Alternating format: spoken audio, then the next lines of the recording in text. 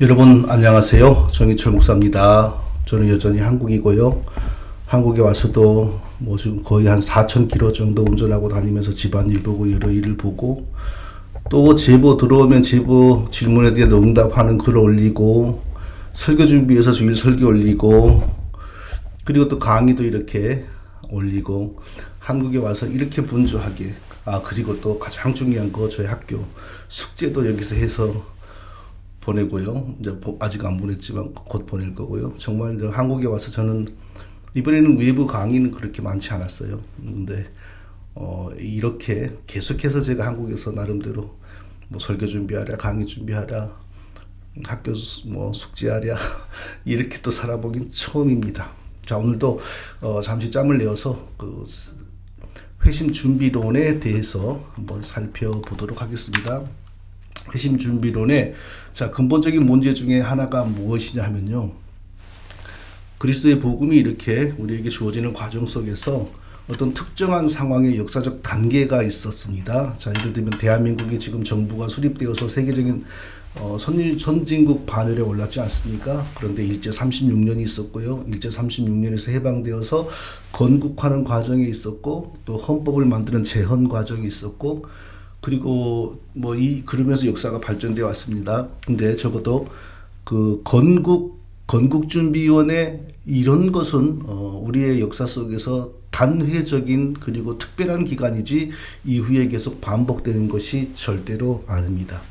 자, 회심준비론도 보면은 그런 특별한 상황 속에, 그러니까 그리스도가 오실 때 구약과 신약이 맞물릴 때 또는 종교개혁 상황, 천주교의 율법주의 시대와 종교개혁 이신칭의가 맞물렸을 때 그때에 보면 꼭 회심준비론이 맞는 것 같아요. 율법을 선포하여 사람이 죄를 자각하고 그리스도를 맞이할 준비를 하는 것 같은 그런 구도가 보여요. 근데 그것을 일반화시켜가지고 북한 사람에게, 서울 사람에게, 모스크바 사람에게 그렇게 해야 한다고 주장하는 것이 바로 회심준비론이다라는 것을 지금부터 살펴보도록 하겠습니다. 자, 여기 이 책 보이나요? 정성우 목사님이라고 하는 분이 최근에 천교도 준비교리란 무엇인가라는 책을 냈어요. 아마도 지금 합동 이대위에서 이 준비론에 대한 그 조사가 이제 시작이 되니까 거기에 대한 변증의 차원에서 이 책을 내신 것 같아요. 자, 그런데 이 책에서 무슨 말을 하냐면 정성우 목사의 이 책을 추천하는 사람이 무슨 말을 하냐면 세례 요한도 하나님의 진노와 회개를 선포함으로 예수님이 오실 길을 예비했다. 자, 여기서 세례 요한도라는 말의 의미가 있죠. 자, 오늘날 우리 청교도 목회자들이 회심준비론, 하나님의 진노와 죄인에 대한 저주의 율법을 선포하여 그리스도를 믿을 길을 예비하는 것처럼 세례 요한도 그랬다. 그런데 말입니다. 세례 요한이 과연 그런 차원에서 하나님의 진노와 또 심판을 선포했을까요? 아니죠. 세례 요한이 어떤 사람입니까? 구약의 마지막 선지자. 그러니까 예수님이 오실 때는 신약과 구약이 맞물리는 시대인데 구약의 마지막 선지자로서 예수님이 오시기 직전에 이스라엘 백성들에게 메시아가 온다는 것을 선포했던 사역자있죠. 성경에 보면 세례 요한이 광야에 이르러 제사함을 받게 하는 회개의 세례를 전파하니 라고 했습니다. 세례 요한이 광야에 이르러 제사함을 받게 하는 회개의 세례를 전파하니 제사함을 주는 세례를 전파했다. 자, 구약에 누가 제사함을 주는 세례를 전파했습니까? 그리고 예수님 이후에 누가 제사함을 주는 세례를 전파했습니까? 이것은 세례 요한 앞에도 없었고 이후에도 없었습니다. 그러니까 아주 특수한 사역을 한 것이죠. 그래서 그리스도께서는 여자의 아들로 태어난 이 가운데 세례 요한만큼 큰 이가 없느니라 라고 했습니다. 자, 첫 번째 우리가 생각해 봐야 될 것은 이겁니다.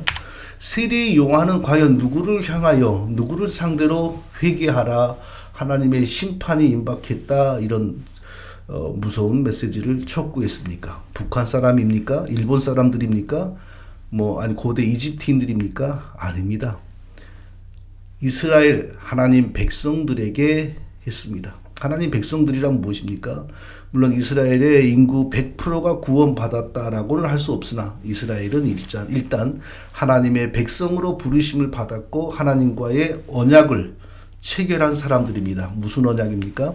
시내산에서 우리는 하나님을 이렇게 섬기겠습니다. 그리고 하나님과 사람 사이에 이스라엘 백성들 사이에서 모세가 짐승의 피를 뿌렸지 않습니까?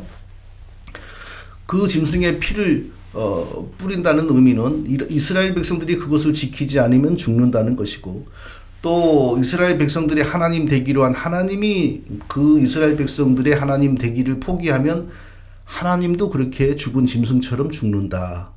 이론상으로 문자적으로 그 뜻입니다. 그러니까 하나님이 그렇게 피를 뿌리면서 이스라엘 백성들과 백성과 하나님의 언약을 맺었다는 것은 이스라엘 백성들에게는 광영이죠. 전하의 성은이 넘치나이다. 우리 조상들이 궁전에서 그렇게 말했던 것처럼 그런 큰 은혜를 받은 것이죠. 그러니까 하나님의 백성으로서 이미 하나님을 섬기기로, 하나님을 섬기는 방법은 뭐냐? 율법을 지키는 것으로. 율법을 지킴으로 구원을 얻는다는 것이 아닙니다. 율법을 지킴으로 하나님 백성이 된 자로서 율법에 반대가 되는 삶을 살지 않기로 언약한 백성들을 향하여 너희는 하나님의 언약을 받았으면서 그리고 하나님 백성으로서 율법 준수하겠다고 언약했으면서 왜 하지 않느냐? 그 죄를 책망하는 겁니다.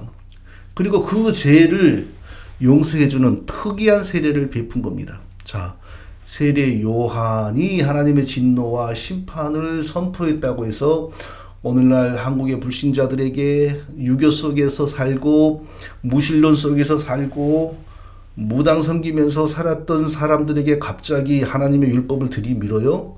그 말이 안 되죠. 하나님의 율법은 언제나 하나님 백성들에게만 의미가 있는 것이지, 하나님 백성이 아닌 사람에게 율법을 들이미는 것은 웃기는 거죠. 그 사람들 입장에서는 웃기죠. 하나님도 믿지 않는데 하나님의 율법을 들이밀면서 너는 죄인이야 그러면 웃기고 자빠졌네, 너무나 그러고 놀아라, 이래 비웃습니다. 세례 요한을 오늘날 한국의 사람들, 불신자들, 구원받지 못한 사람들을, 또 북한이나 나고야에 구원받지 못한 사람들을 구원하는 방식으로 도입한다. 전혀 넌센스입니다. 그럼 또 하나를, 그 다음에 이제 또 그 회심 준비론의 모델이 된다고 우기는 경우가 누구냐 하면요, 예수님이 공생애 동안에 예수님 만나서 은혜 받은 사람들을 회심 준비론의 모델 케이스로 얘기를 해요. 자, 예를 들면 삭개오가 예수님이 지나가신다고 하자 뽕나무 위에 올라가서 예수님이 지나가는 것을 보려고 기다렸잖아요.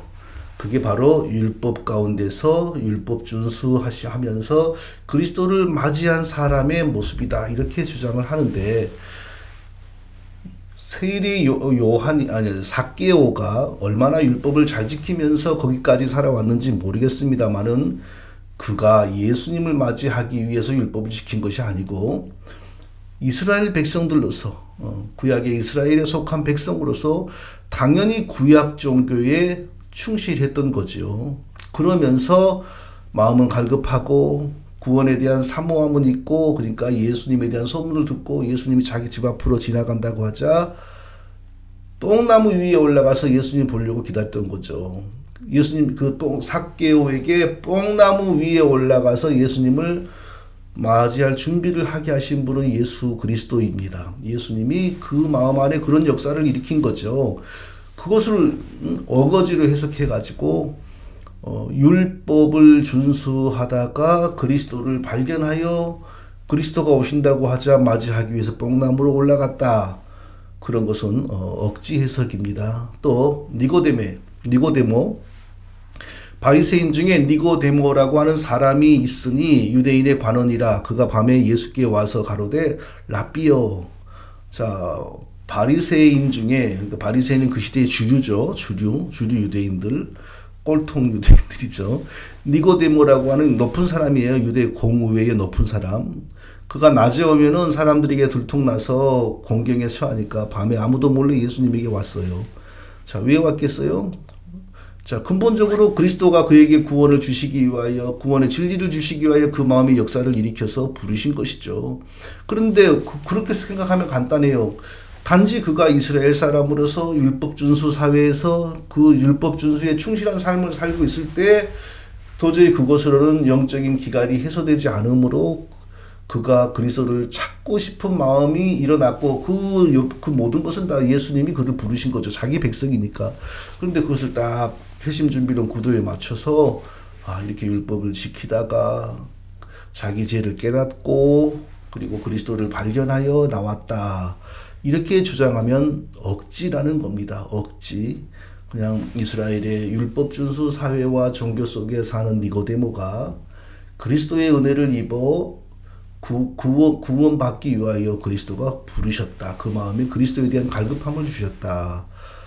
이런 일은 다른 사회에서도 얼마든지 일어나죠. 그런데 유대 사회에서 유대인이 이런 일이 일어나니까 꼭 회심 준비론처럼 보이는 것이다. 그리고 우리가 이해를 해야 됩니다. 또 예수님의 부활 후에 그리스도의 부활의 복음을 전파하는 사도들을 만나서 개종한 정통 유대인들, 정통 꼴통 유대인들의 사례를 회심준비론의 사례로 우기는 경우가 많습니다. 대표적인 경우가 사도행전 2장 37절에 유대인들의 회개와 개종에 대한 얘기가 이렇게 나오죠. 저희가 이 말을 듣고 마음에 찔려 베드로와 다른 사도들에게 물어 가로되 형제들아 우리가 어찌할꼬 하거늘, 여기서 어찌할꼬 하거늘 이 부분을 바로 율법으로 인하여 겸비해지고 낙심한 사람의 모습이다. 그래야 도저히 나는 구원을 받을 수 없구나. 그러면 어떻게 해야 되나. 이런 절망과 절규가 터져 나왔는데 이게 바로 회심준비론의 키워드다. 이렇게 주장을 하는 거죠.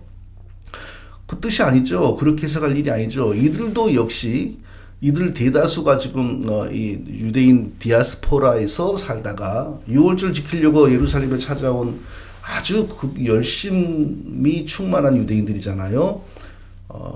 이들은 오직 구약의 율법을 준수함으로 그 공로와 자격으로 구원을 얻는다고 생각을 하면서 그것 외에는 다른 신앙이 없는 사람들이죠. 그런데 사도들이 그날 갑자기 나타나서 기사와 이적을 보이고 그리고 그 기사와 이적 가운데 방언이 있었죠. 무슨 방언? 랄랄랄라 오여세 센너리세 히빠빠 오르랄랄라 이런 이상한 소리 현상이 아니고 이들이 태어나서 살고 있는 외국 그 나라의 언어로 누가 사도들과 제자들이 그냥 제자들이라고 말하는 게 좋아요. 제자들 속에 제자라고 하는 그룹 속에 사도도 있고 이렇게 일을 해야 됩니다. 제자는 뭐 하는 사람들이냐?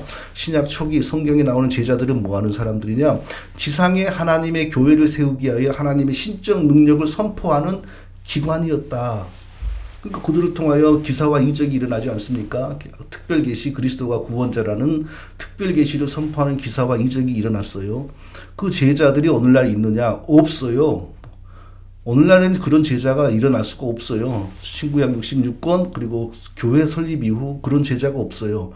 그런 제자가 없으니까 그런 제자들 가운데서 나타나는 사도 선지자 다 없는 거죠. 그러니까 오늘날 그런 제자를 양육하기 위하여 제자 훈련을 어떤 분이 했지 않습니까? 그리고 그런 그 시대와 비슷한 거짓 이적을 잘 일으키는 조용기에게 찾아가서 안수도 받고 그러지 않습니까? 이게 아주 성경에서 벗어나고 복음을 왜곡하는 잘못된 일이다. 물론 그 제자를 성경의 제자가 아닌 오늘 21세기 교회에 맞는 제자로 설정을 하고 거기에 맞는 신학을 개발을 했으면 문제가 다른 거죠. 그런데 성경에 나오는 제자를 모델로 했기 때문에 결국에는 이단 사상으로 흘러갈 수밖에 없어요. 그리고 사이비 이적을 일으키는 사람을 칭송하고 가서 안수를 받을 수밖에 없는 겁니다. 그 제자들의 사역, 사도들과 제자들의 사역을 통하여 그 외국어 방언이라고 하는 이 기사와 이적이 나타나고 그 자기들이 살고 있는 현지 언어로 그리스도에 대하여 설명하는, 그리스도의 십자가에 대해서 설명하는 하나님의 메시지가 나오니까 깨달아지고 충격을 먹은 거죠. 우리 조상들, 내 부모 형제, 본토에 사는 내 부모 형제와 내 친구들이 십자가에 못 박아 죽인 예수 그리스도가 범죄자가 아니라 하나님이 우리를 구원하시기 위하여 보낸 구원자였구나. 그런데 그를 그렇게 잔인하게 죽였으니 어찌할꼬 하는 절규가 그렇게 나온 거죠. 그게 회심 준비론은 아니고요. 유대주의 율법주의에서 살고 있는 자기 백성들을 하나님께서 그리스도의 복음으로 부르신 겁니다. 다르게 해석을 하면 안 됩니다. 자, 오늘은 이 세 가지만 살펴보죠. 이렇게 짤막짤막하게 하니까 좋은 것 같아요. 다음에 또 살펴보도록 하겠습니다.